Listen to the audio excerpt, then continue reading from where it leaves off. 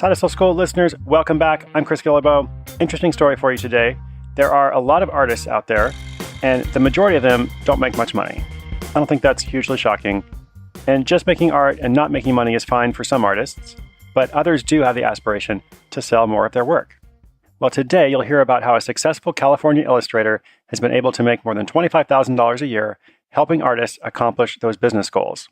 I'll tell you a story in a moment, and I'll also include some show notes on other people I know who are doing something similar and having success with it.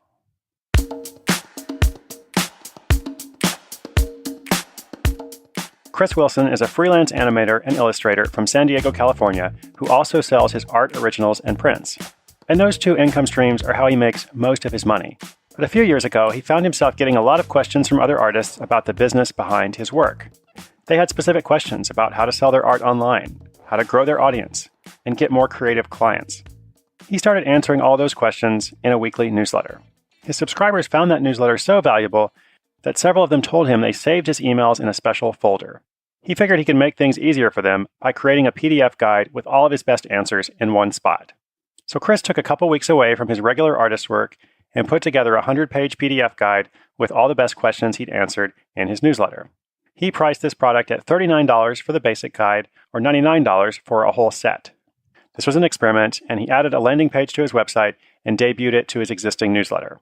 In the first month, he made $1,200.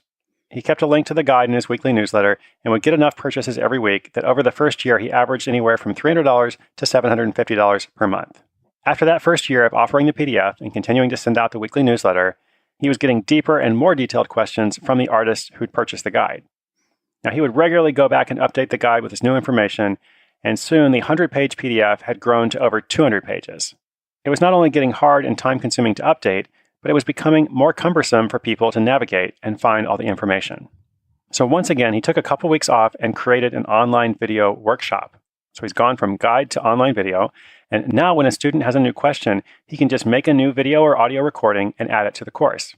He says the program is much more streamlined now. Students can search more easily through all the content, and they're constantly getting access to new clips as I keep adding to the course. This course also costs quite a bit more than that original PDF.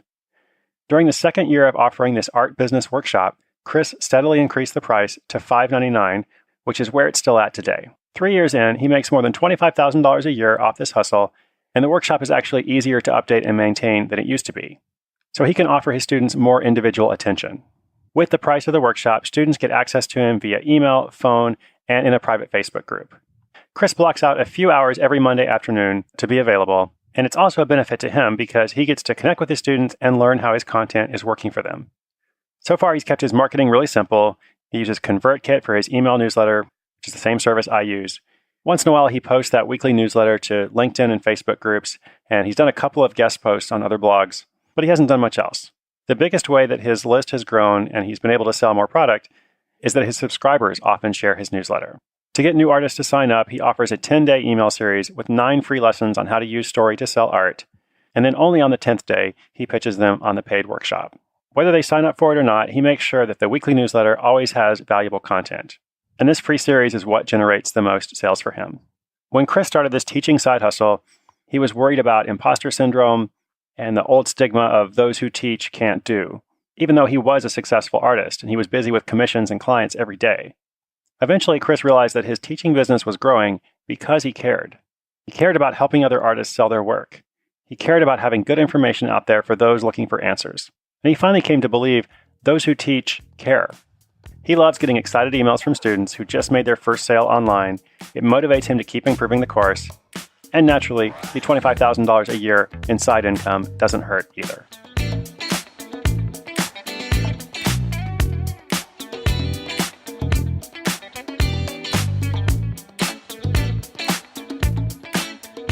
All right, so great story. Congratulations, Chris. Now, this is not a unique business model. It's, in fact, a textbook example of what's called information marketing. It's a very classic sales process as well. Chris shares some free information that is valuable, and then he also has premium information available for sale for those who want more. He also made a natural transition from selling guides to selling a higher-priced course. The people who buy a $39 guide are likely different than the people who buy a $599 course. It's not just that they have more money, or at least that they're willing to spend more money. It's also a sign that people spending $600 are more willing to invest time and effort into mastering the material. I have probably purchased a bunch of different guides and books and smaller information products that, in all honesty, I haven't really got around to going through and making a task list based off what I learned. But if I pay $600 for a course, I'm probably going to make myself go through the material, even if I get super busy, just because I'd taken that investment. Now, speaking of models, this model is changing a bit. As I said, it's classic. He's providing free information, then there's a premium upsell. He's shifted from providing a guide to providing a course. Because this model has become so common, there is a bit more resistance to it than there used to be. And in some ways, that means you just have to do a better job. Like, you have to make sure you're truly providing valuable information to the people you're serving. And whatever that premium product is, does have real value. It really is going to make their life better in a measurable way. So here's a couple tips for you if you want to create a